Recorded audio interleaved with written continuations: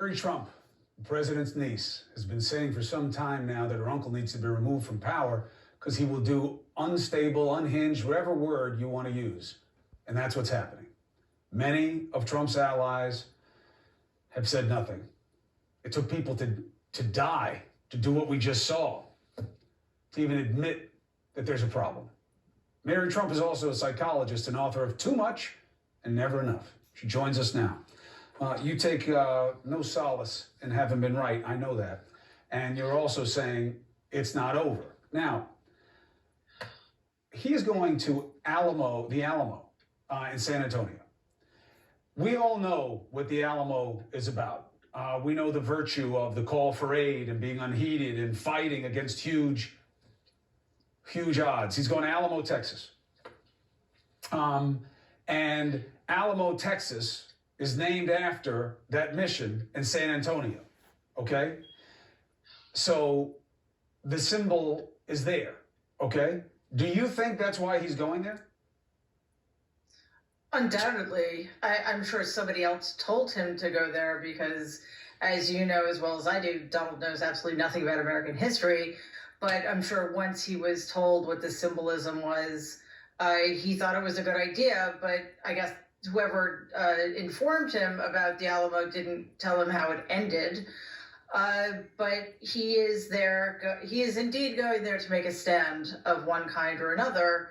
And it's, you know, as I've said, and as you've said, and as many other people have said, this is going to continue to get worse because Donald will continue to stir this up. I read the transcript of his January 6th speech, and it was incendiary, and it was also a prescription, if you will, to his followers.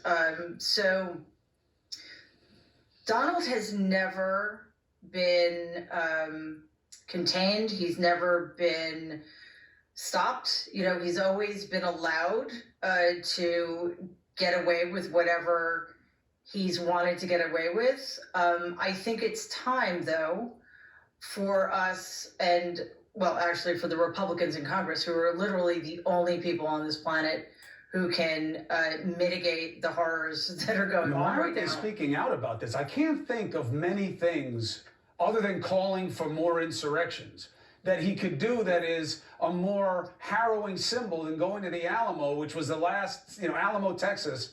I don't care that he's not going to the Alamo. Obviously, Alamo, Texas is not a coincidence, okay? He shouldn't be going anywhere near anything called like that right now, not out of disrespect for the Alamo, but what it will mean to these crazy extremist groups who love to see themselves as fighting to the death against the odds. How can people around him be letting him do this? Because they think that it benefits them to some degree. Listen, if Mike Pence, who was literally being threatened with hanging. Yes, hunted and threatened with hanging at the hands of a mob Donald incited. If he's not going to stand up and exercise his constitutional right to invoke the 25th Amendment, and by the way, why were they hunting him and threatening him? Because on January 6th, he was exercising his constitutional duty to certify the election. Right. And apparently, because he was not going to tell the big lie that Donald has been peddling for the last 2 months, Mike Pence deserved to die. And yet he still is not putting a stop to this. Right, and now Pence and his guys are supposedly trying to tamp down the temperature. They should be doing the opposite. Not being on Twitter, being somewhat isolated, hearing some members of his party go against him. Will any of that mean anything to him in terms of thinking about where he is and what he should say? No, and I take issue with the whole he's isolated because he's not on Twitter. He has an entire press corps with cameras ready to go anytime he wants to step in front of a camera. So that's just absurd on the face. He just knows that if he steps in front of reporters, he can't control the narrative completely.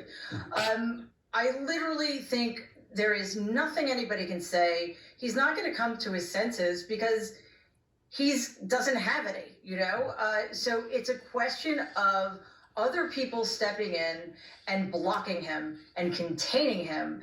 And Republicans in Congress are the only people who can do